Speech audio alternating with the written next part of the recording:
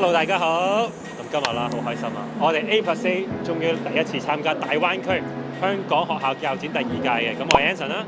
Hello， 我係 Brian。係啦。咁今我哋真係超級開心啊！點解？因為今次係 A+A 第一次，所以我哋成立咗3年啦。但今次我哋第一次喺亞洲博覽館第一次舉辦嘅香港教展，我哋第一次參展嘅。咁亦都有好多嘅家長同埋內地嘅同學仔家長有問我哋關於香港留學嘅資訊啦，同埋有德國留學嘅資訊喎。我 Brian 咁，可唔可以分享下你今日有咩感受，同埋我哋呢個教展係想幫到小朋友啲咩啊？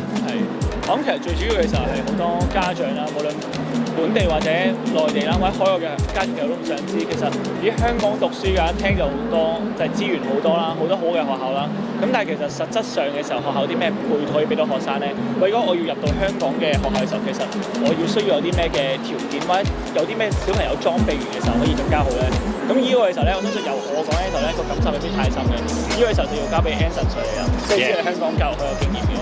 咁講多無謂啦，不如我哋帶大家參觀下我哋精心佈置嘅攤位，同埋我哋準備咗好多嘅香港獨家教材，好唔好啊 ？Let's go 啦！好，行啦 Brian。哇 Brian， 今次第一次參加展有咩感受啊 Brian？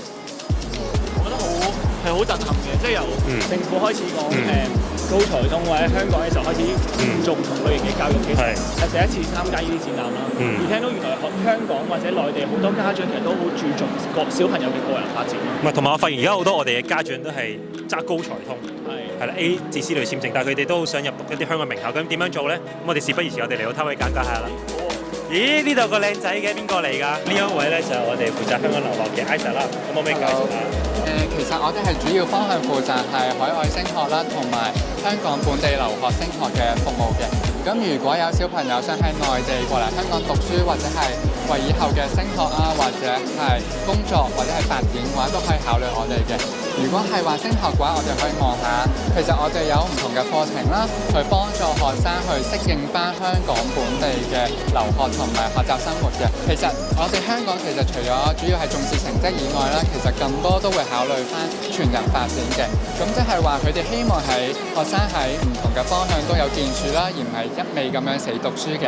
咁我哋可以望下 Anson Sir 佢嘅 STEAM 嘅一啲嘅課程啦。其實除咗讀書之外，其實對於佢哋出到嚟社會啊，或者適應香港嘅生活，其實都好有幫助㗎。其實咧，我哋創辦 A+A Academy 咧，只係一個理念，就係希望提倡創業家、企業家嘅課程服務俾我哋嘅小朋友，而唔係淨係讀死書、呈分試、考試，唔係呢啲嘅。所以我哋睇一睇啦，可以俾大家我哋設計教材。如果嚟到香港啦，因為我哋收到好多查詢，就係嚟到香港佢想轉學、想入讀名校、想插班，英文適應唔到喎。我哋團隊精心設計嘅升中面試天書啦，收納咗超過1000條歷屆名校升中面試嘅問題，同埋我哋係有超過500位學生係成功入讀 Band 1中學嘅。之前係我哋團隊訓練出嚟嘅學生喺大公報做訪問，咁佢哋好好啦，俾我做個封面嘅。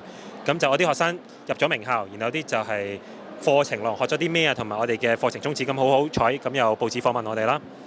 咁另外呢一個亦都係好多內地嘅小朋友其實比較弱嘅，就係英文呈分試係啦。因為嚟到我哋其實好多小朋友咧嚟到香港，其實中文同數學好好嘅，但係英文係好差嘅。其實我哋嘅課程咧就針對香港嘅呈分試係啦，咁就幫助小朋友升中同入讀名校啦，會配合我哋老師上堂講解啦。咁其實已經係非常足夠。如果大家有啲乜嘢想了解更多關於香港升學啊、留學啊，或者想喺香港以後發展嘅話，咁可以掃一掃，跟住 DM 我哋嘅 Anson Sir，同佢有一個1對1嘅銜接，去幫你了解更多、諮詢更多。正確，多謝大家，祝大家香港升學順利。